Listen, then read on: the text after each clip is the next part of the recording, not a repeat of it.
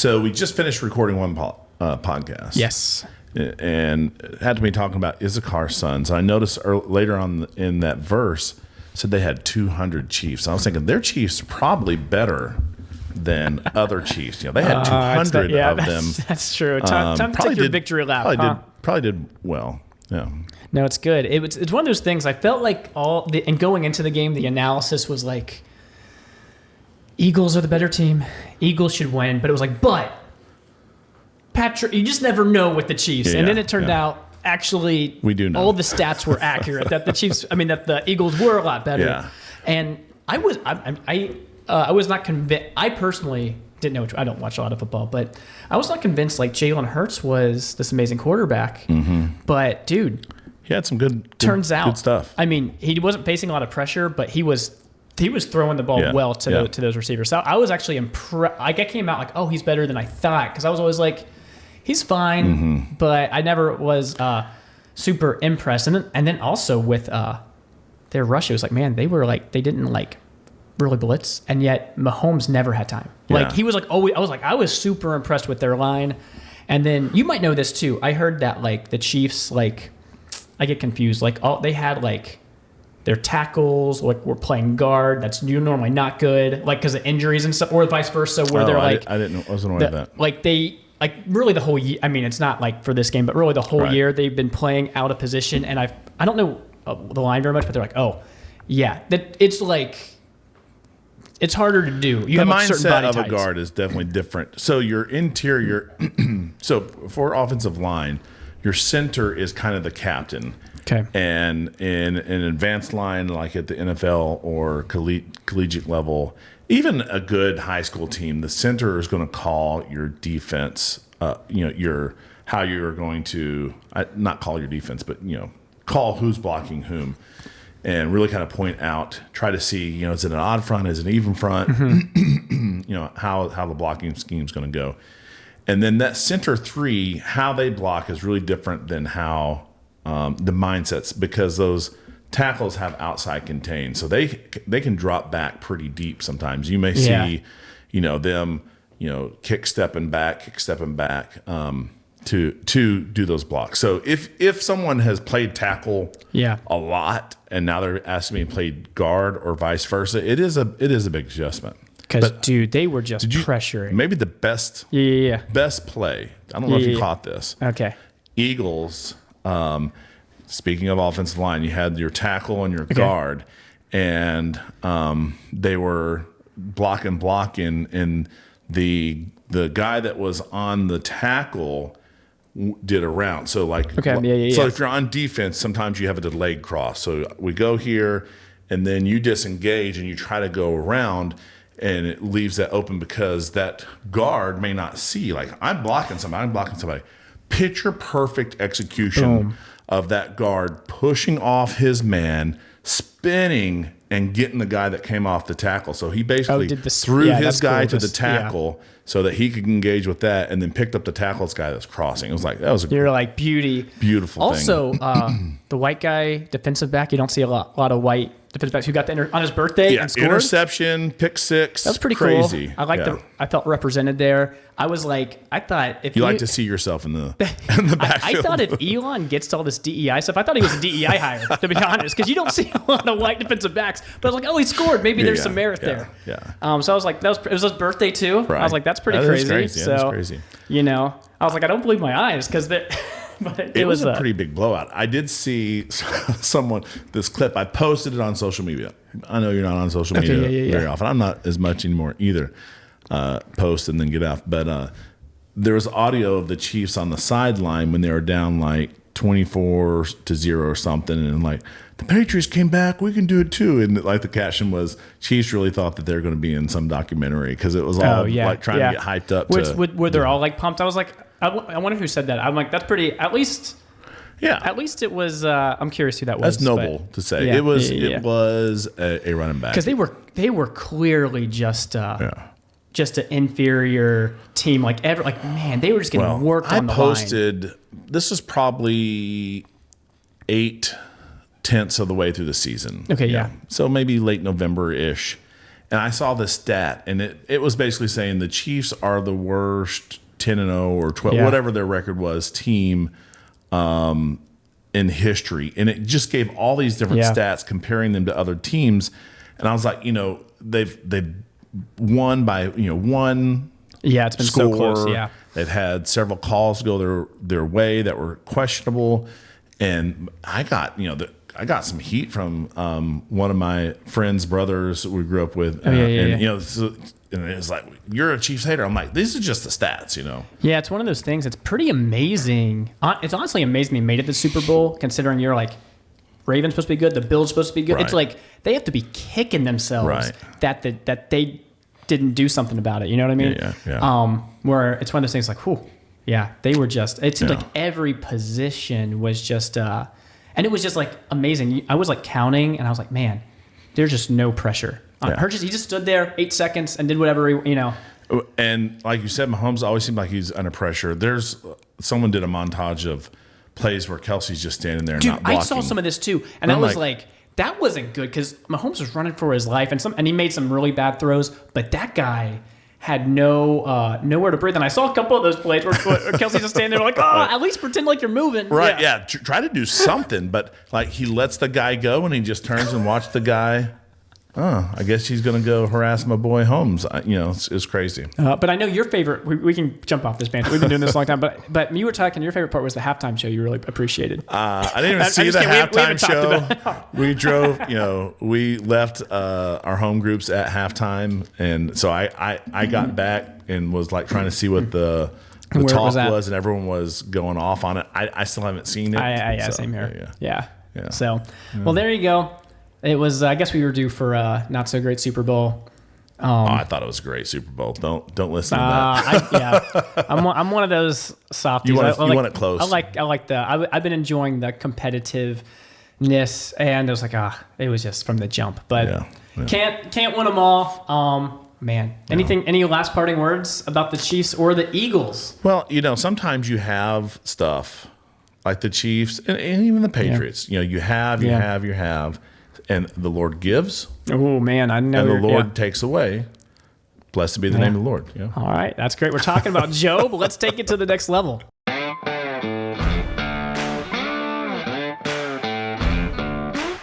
From the heart of the Low Country in South Carolina.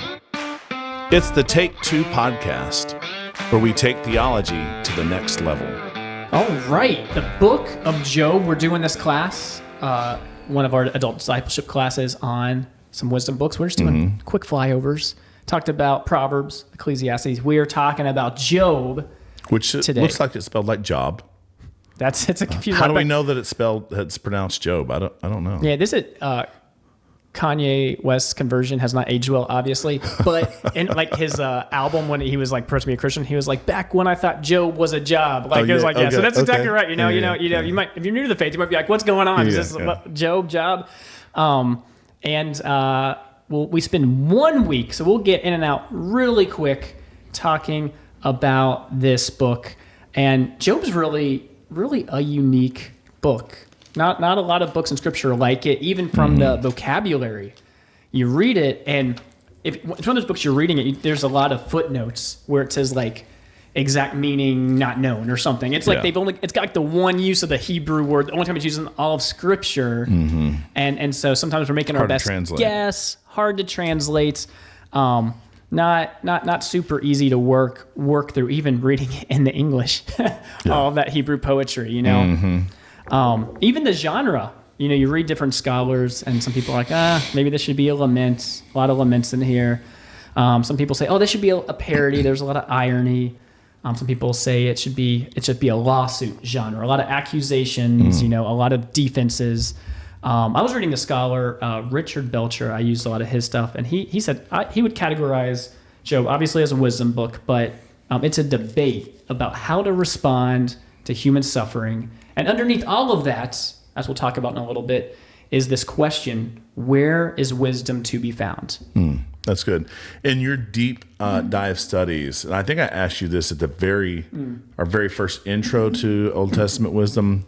Did you see anyone saying that it was more of a parable and not actually? Oh, yeah, I saw that a lot actually. Yeah. Yeah. Did you see any good reasoning on either side that swayed you? I should have looked at this more. It was like people were all over the place. Like if you go, we've talked about like the Bible Project. Can you guess where they land? Oh, probably definitely Midrash. Yep. They're like, they're like, we don't really know, but they're like, no big deal. They're like, no big deal. Jonah's not real. No big deal. Like they're like, hey, what? And Job, I see it more than Jonah, where it's not as big of a deal. Right. But they just like throw it away. They just concede it. Like we're not even gonna like. There's no reason. Right.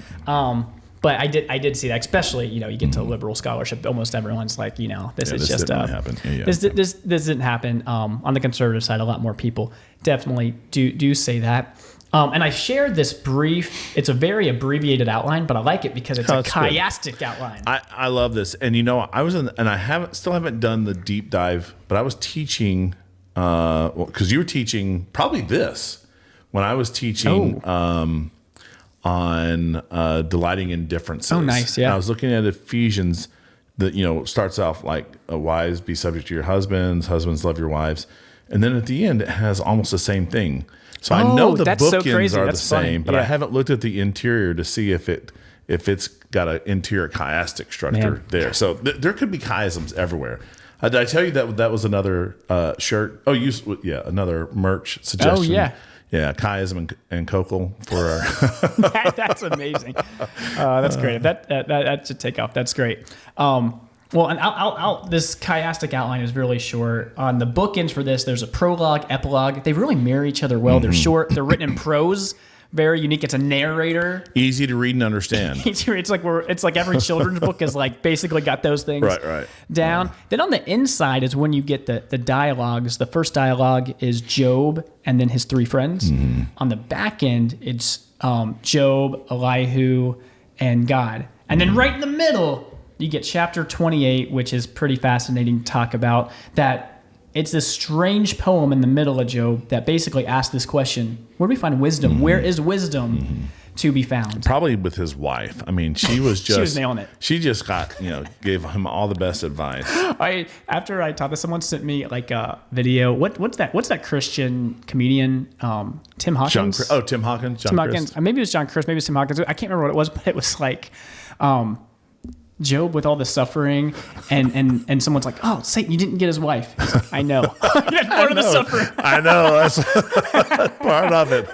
They got a plan. This is chess, not checkers. Yeah, exactly. I was like, "Oh man." Well, we'll run through this quickly here. The prose in the beginning, this prologue is probably what most people are very familiar. You were, quoting some of this on the top end pretty good. Yeah. And I think I did not see this until Tim taught on this very briefly, and hopefully I'm not stealing any future thunder. But you do see, I think, a change in Job from the beginning to the end. Not just when he's with God, but in the beginning he's fearful. Yeah. He doesn't really trust God. He's offering sacrifices whether he knows whether he needs them or not.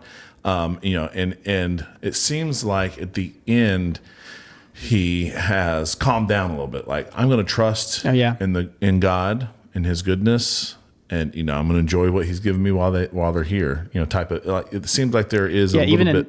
Even like when he's like in a really good spot in the beginning, there's still like growth. Right. Yeah. Where it's I like that. I didn't think about that. Like where he's doing all these sacrifices. It's usually like, oh, he's awesome. Right. Whereas you can take that as like, oh.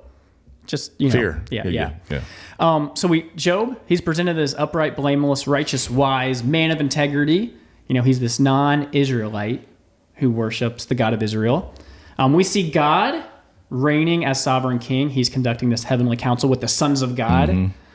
Shout out to Heiser.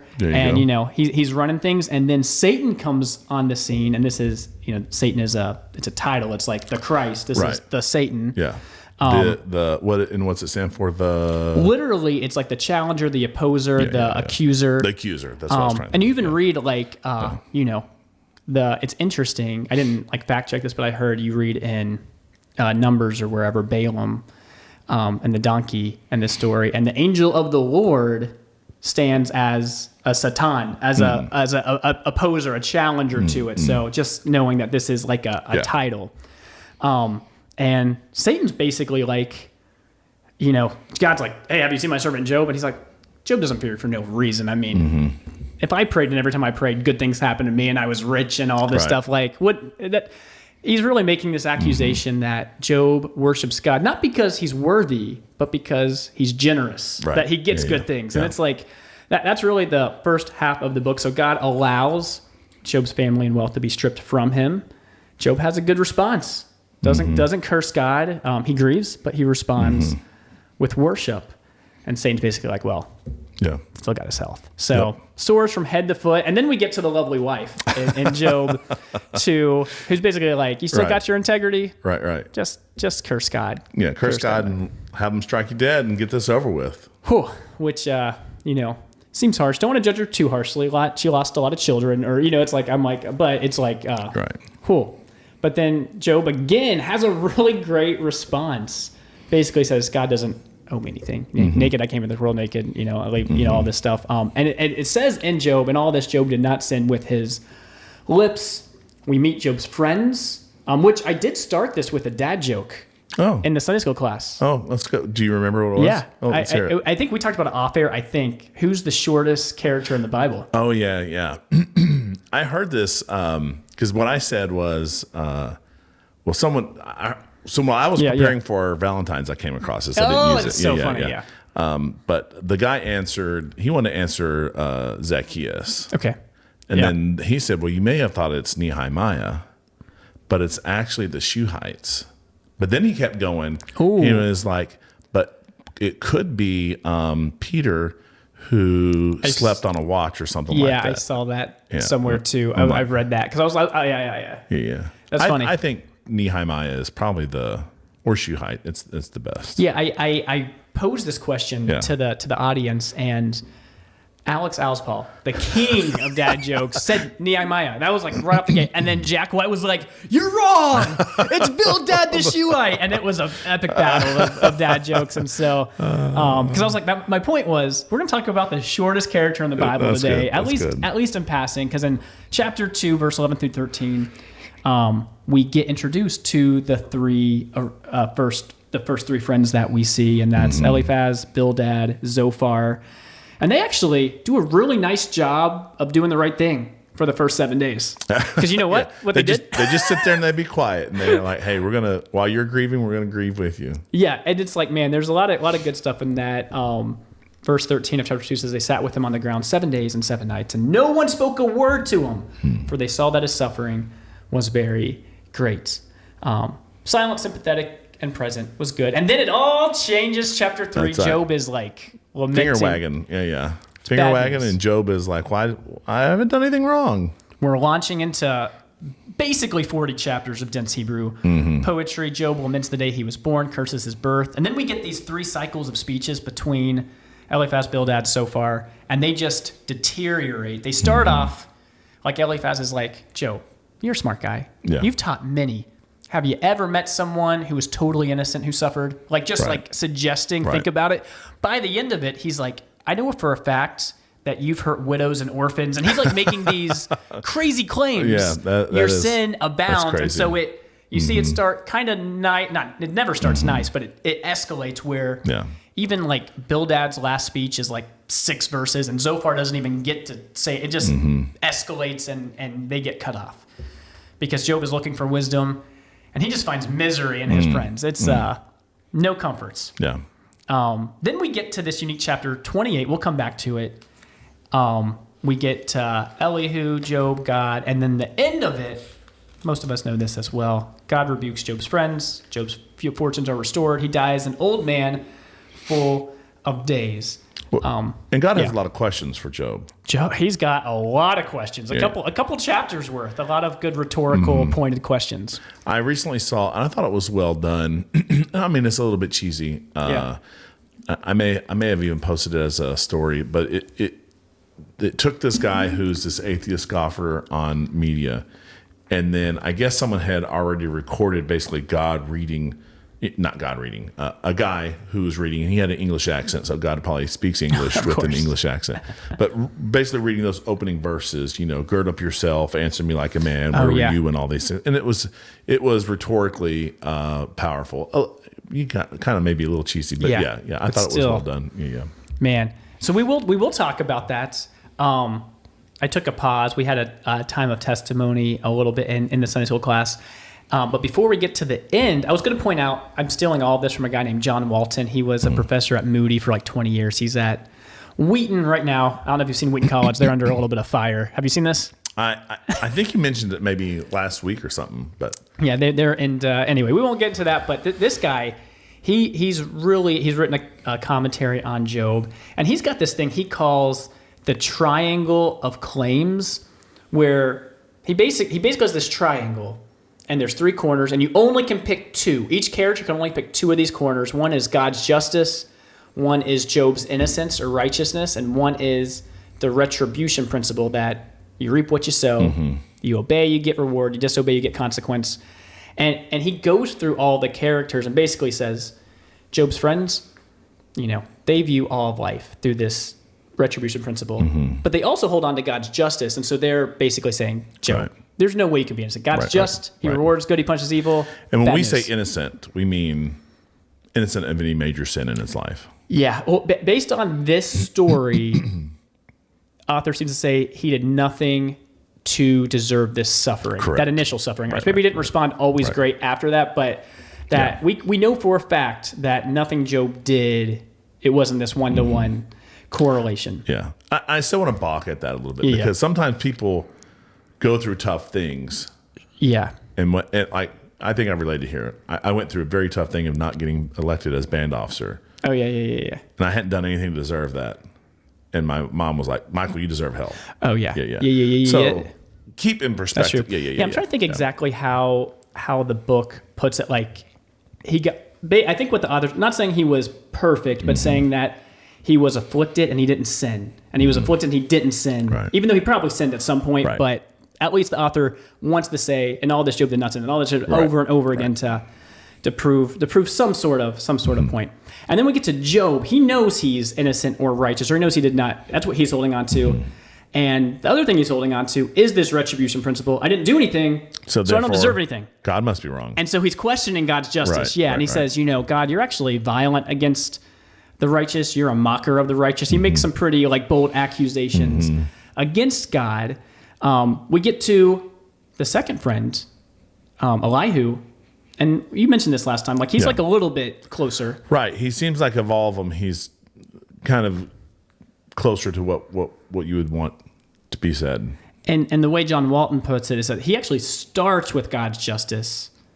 And then his second point is the retribution principle. But he tweaks it. He's like, it's not always a one-to-one. God might be warning you of something. He might be shaping your character to protect you from something in the future. God's wisdom is a little bit more complex than that. And really, it's not until to the end, we get the behind the scenes action and activity. We kind of see what's going on. And basically what we're supposed to take away from it is that God is righteous. I mean, Job is righteous to some extent here. And God is just. Right. That you can't draw a one-to-one comparison. That sometimes things happen and we don't know the big picture. Right. Yeah. And so we're called to trust in God and know he's just. But we're never going to know every single thing. And even if you're living a good life, God doesn't owe you that's exactly good circumstances, right? He can choose to let things happen because, like you said, we don't see the big picture. We don't know why God's doing what he's doing or how he's going to use that. No, that's exactly right. And like you said, we all deserve the worst thing in the world anyway. So that's a good starting point where you're not God owes me. But it helps us make sense of this world when it just seems like things are not working out how you would think. When these people clearly lying, cheating, stealing, they're doing really well. Let's talk briefly about Job 28. I don't know if you've heard this before. I've never really spent a lot of time on Job 28. But it's interesting. Some commentators are really puzzled by this because if you look at the beginning of Job... And did you say at the very beginning, Job is not, we don't think he is inside the Mosaic law at all, or the Abrahamic covenant, right? We think he's outside of that. I mean, we know he's not Jewish. I don't think we've got, I mean, from the land of Uz. I'm not saying that he would, I mean, I don't know. I think we're not given a lot of insight to all of that either, which makes it a little bit challenging. A lot of people are confused with Job 28 because in Job 27 it starts out, well, all in all, the book of Job does a good job of identifying who's speaking. It's like Bildad says this, Zophar says this, so and so said, God is speaking here. Job 27 says, and Job again took up his discourse. Job 29 says, and Job again took up his discourse. Job 28 doesn't say anything, and so most people just naturally assume it's Job continuing on. Like that would be the default. Other people look at this and say, this chapter really stands out strange, that chapter 27 and 29 are very emotionally charged, and then 28's unusually calm. And Job does have ups and downs, so that could be explained a little bit that way. But it's very reflective, and it's asking different questions. And the ESV and the NASB, the way the translators translate the heading, assume that it's Job. But I think the NLT and the NIV assume that it's the narrator. It's a wisdom interlude. So a little bit, not that really matters on interpretation, but the point is this chapter sticks out in an unusual way. And it's basically this poem that has this refrain that asks it a couple different times. Where does wisdom come from? Where is understanding? And it starts out by praising mankind because we can mine, we can dig into the middle of the earth for silver and gold and precious stones. Animals can't do that. Man is pretty amazing. It's like setting us up, and then it like cuts us down and says, although we're amazing, we can't find wisdom. Wisdom is something that we can't generate on our own. Where do we find this? Because wisdom's not like a pearl. It's not like onyx. It's not like silver and gold. We can find those things. We can't find wisdom. And eventually, verse 23 says that God understands the way to it. He knows its place because he looks to the ends of the earth. He sees everything. He's got that providential perspective. And at the end, the fear of the Lord, that is wisdom. And to turn away from evil is understanding. And so it kind of hits these same beats as Proverbs and even Ecclesiastes. It talks about the fear of the Lord. So Job is a wisdom book. And so Job, you're like, oh, that's, and this chapter 28, in a way, it's not as strong as Proverbs 8, but it kind of puts together God as creator. And that's where, like you alluded to, where God's going to go at the end. He's going to really lean into his creation and sustaining abilities in a way that Job cannot. End of Job, Isaiah 40, they're great chapters. If you ever start thinking that you're pretty, you've done some good things and mankind is good, just read the end of Job and Isaiah 40 and you'll be like, okay, I'm not God. Man. And I think you're exactly right because we obviously don't have time to read it, but he just goes like on a tirade.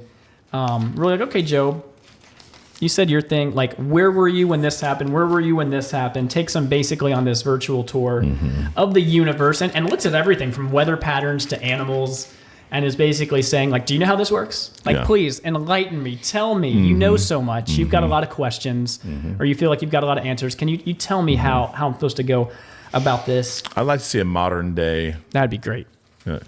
That'd be great. Do you know where the quark is? Can you tell me why they spin the certain way they do, or wow, what happens in the middle of a black hole? That would be good. Do you know how you should write like dark energy and dark matter hold things together? Where did it come from? That'd be great. We need a modern version. That's really funny. But I want it inspired by God. You're not asking for too much. We'll see if we can find that. And so God essentially is giving two speeches. After his first speech, he's basically saying, okay, Job, can you answer this? And Job says, behold, I'm of small account. What shall I answer you? I put my hand to my mouth. I spoke once, but I won't answer. Twice, but I'm not going to proceed any further. And he kind of knows. My hand's on my mouth. Keep going.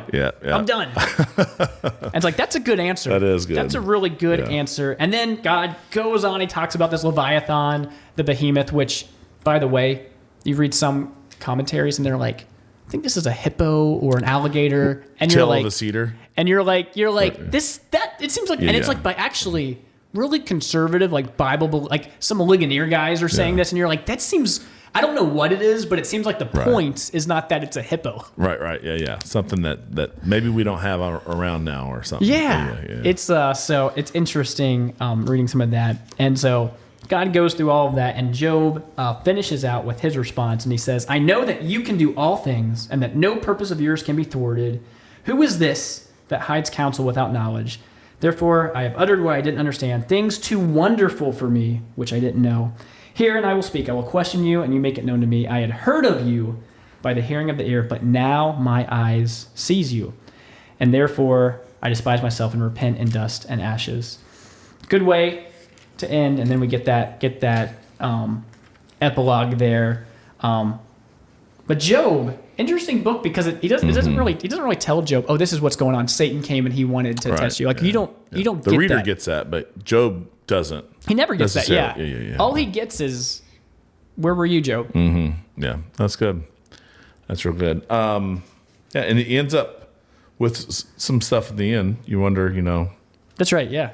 How that all worked together. Yeah, that is very, very interesting as well. Things get restored. Things are pretty good. He dies an old man, full of days. I wrote down some notes again as we kind of close out here. Some notes from John Walton, because he brings up some good points. He says a lot of people come to this book with some misplaced expectations, and if you read the book with these wrong expectations, you're going to be disappointed. If you're like, why does suffering happen all the time? You're not going to get a lot of answers. He points out that you read this, Job's really not the one on trial. He thinks he's on trial. His friends thinks he's on trial. But he's really not on trial. He's not the defendant, not the plaintiff. He's actually a witness to point to the greatness of God, because this book is really about God and how his wisdom is infinite, and not on Job. This book does not defend God's justice primarily, because God doesn't even explain himself. He doesn't defend himself. Right. He's like, I did it. It really just defends his wisdom in creation and sustaining, which is something that's where it goes. It doesn't really teach us how to think about suffering, but teaches us how to respond to God when we suffer. How do we think about God when we suffer? We don't get a lot of answers, because if we had answers, we probably, would have it all figured out. We wouldn't need to trust. Yeah. And this book is more about living righteously while we suffer than why we suffer. So I think those are a lot of good things to consider, because, we think we got it figured out, and you just labor through Job. It's like a long book to read. It is. And I was going to say, I think this conversation, and maybe if I had been in your class and not teaching while you were teaching, but even this conversation here, I think it gives you some structure to hang this book on, so that when you're reading through it, helps you. I mean, it's not going to do away with, the 40 chapters of dense Hebrew poetry, but hopefully it kind of gives you a map to kind of navigate, to understand what the book's doing, so that you can go through it, maybe this time, and you read it and you go, okay, it's still some dense Hebrew poetry, but I understand what's going on. I kind of see these characters, and I think that triangle thing is really, really helpful. It's pretty cool. I think you're right. You see the first three friends, you can just see it escalate and really collapse. Then what's interesting is that Job talks, Elihu talks, no response. No one really knows what to do with Elihu. Some people are like, oh, he's good. Some people are like, oh, he's bad. Some people are like a little bit of both. But God doesn't rebuke Elihu. Right. Rebukes the three friends. So there's a lot of conversation we didn't talk about that revolves around that, because Job doesn't even get a chance to respond to him really. Then God launches. So God comes in and that's right. Starts talking. We didn't say it, but in a whirlwind, boom. Yeah. So good. That was Job in a short amount of time, but that's what we're doing in this wisdom series. We're just moving along. That's good. One more week, and then we'll close it out. Anything else you got, Michael? No, I think that's good, and I think as we've gone through these, what I said about Job, I think it applies to all of them. Go back to Psalms, maybe even to our Thanksgiving Day. Yeah, Psalms, that's right. See kind of how it's laid out. But we talked about Psalms being, possibly wisdom literature, and then Proverbs and Ecclesiastes, and now Job. Get wise. Read those wisdom books. That's our take. Thanks for listening to Take Two. Find us wherever you find podcasts and on YouTube for those who want to watch our videocast.